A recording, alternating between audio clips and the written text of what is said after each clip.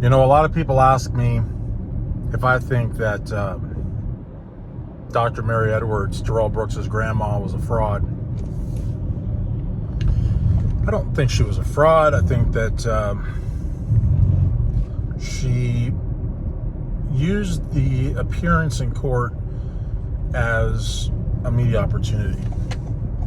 And I don't think that... So, look, here's the thing. To me, if she'd gone on there and actually looked like she cared about the situation, cared about the victims, cared about the families, and then subtly, introduced products or subtly talked about her podcast, then I would call her a fraud. But I think that what she did, I'm not defending her either, by any means. But I think that what she did was she very blatantly went in there and promoted a series of projects. Promoted herself, a series of projects, podcasts, websites. I mean, I heard, and again, I don't know if this is true or not. I would say she's a private person, but she's not, because she went on a very televised trial and she holds herself out as being some sort of a mental health, specialist or, practitioner on some holistic level. She's got a podcast, a website, cookbooks. I mean, she's not a private person. I'm sorry. She's just not a private person. So because she's a public person means I can speculate a little bit more on her motives. And, I'm not doing it in a malicious manner. I'm just being, giving my honest opinion based on what I saw, what I heard during probably one of the most just sickening trials I've ever seen in my life. I've seen quite a few. So the fact is, she didn't go on there and subtly promote herself. She went on there and grandstanded. And as a result of that grandstanding, I don't think you can call her a fraud. I think, if anything, she was pretty transparent. And that's why I think so many people have so many issues with her. Because, she talked about her work in East Detroit. She talked about mental health therapy. She talked about things that honestly were above her pay grade, because she didn't go to school for that. She's a doctor in divinity. I don't even think she went to an actual biblical college. She may or may not have, but, and then, she emerges with this podcast and says Dr. Mary Edwards on the top. I mean, Erica Patterson didn't even know who she was when she was on the Norman Nick show. And Erica Patterson has a history with Darrell Brooks Jr. That's Darrell Brooks Jr.'s probably, I know that he's got children by other women, but with regards to relationships, I would say that was probably the most, I would say that's probably the closest thing that he had to a long-term relationship in his life. And probably the only woman that he stalked and, groomed and ran over with a car and just could not, accept the fact that she did not want to be with him. And so that woman, I would think, would be so acquainted with his life that, she knew who Dawn was. She knew who the roommate was. She knew about the nephews, the cousins. She didn't know who Dr. Mary Edwards was. So, to me, whether or not that's actually his grandmother or not, that's an isolated... It's not an isolated issue, but that's a separate issue. But, she clearly was not that big in his life if, his paramour, because that's what you would call Erica Patterson. She wasn't a mistress. She wasn't a wife. At the point all this happened, wasn't a girlfriend.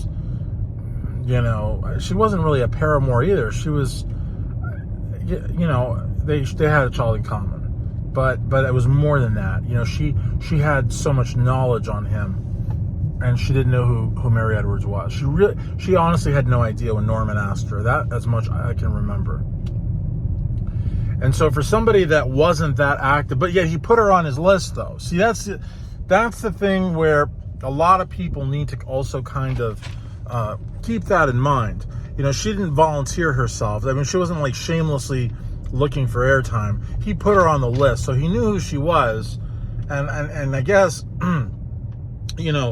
when he talked about all the people that were going to come, I think that to a certain extent, Darrell Brooks Jr. wanted to have an army of people come to speak for him.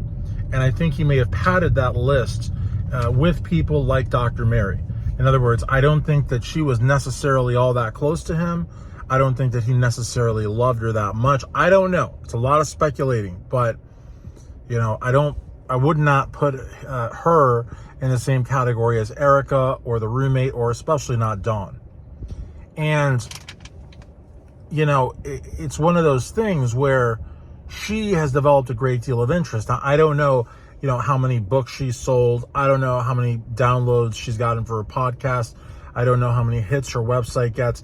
I heard a rumor, actually, that she charges $60 an hour for mental health care counseling. Now, I don't know how she's packaging that. I don't know how she's, presenting that, because again, if anything, she holds a doctorate in divinity. If even that, I don't even know if she actually has that. But even if she did, she'd have to be very careful how she was marketing these therapeutic services, because she is not, a licensed social worker. She is not a psychologist. She is not a psychiatrist. So it would have to be something very, very holistic, faith-based possibly, but holistic, meaning unregulated, unlicensed, no prescription drugs, no diagnoses, no insurance that I know of that would ever cover such a therapy. It would be entirely, almost kind of like Reiki massage, you know what I mean? Or, I don't know, something like that, you know what I mean?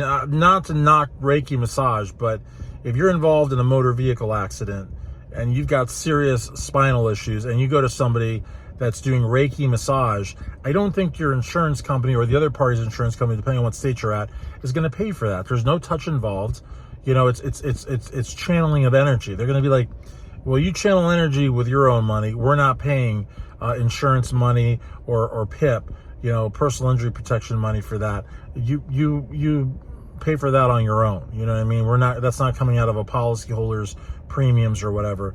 And so, and I don't know who would go to her either. Like, for example, if somebody's marriage is on the rocks, if somebody's battling depression, she can get in a lot of trouble. If somebody's battling depression and she, says, well, come to my services or come to my counseling, and starts to say stuff, well, I don't think you should be on that Lexapro, or I don't think that you should be on that Zoloft. Instead, I want you to do this, this, and this. She can get into a lot of trouble for that.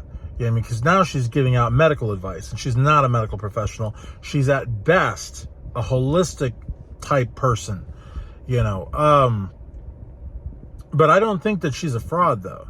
I think that she was pretty open about what she was doing. I just think that a lot of people reject her for that and have a lot of scruples with her, like I do. But I really honestly think that I don't think Darrell really cared if she was there or not. I think there were probably like some outliers, some people that he was going to use as padding. Now the question is, can we ever look at the actual list of people that he invited? I would think we could. I would think that would be public record. Now, why they didn't show up, I don't know. But he did say at some point, if I'm not mistaken, there'd be like upwards of 30 people. So I really believe the roommate and Dawn were people he wanted there. I believe Dr. Mary Edwards was somebody that he was using just to pad the numbers.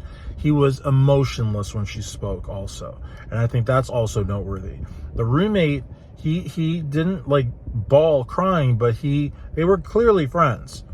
And I think the roommate actually had a harder time speaking than Darrell did listening. I think the roommate actually really cared about him.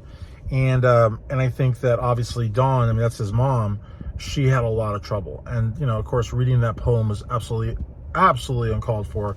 But again, that's Dawn, but Dr. Mary Edwards, I wouldn't call her a fraud. I would call her an opportunist, but I wouldn't call her a fraud. I mean, she wasn't, sneaking around, she wasn't tiptoeing around. She wasn't subtly promoting herself. She was promoting herself like a kingpin. Like a queen pin or whatever. She was all about that publicity and all about that clout.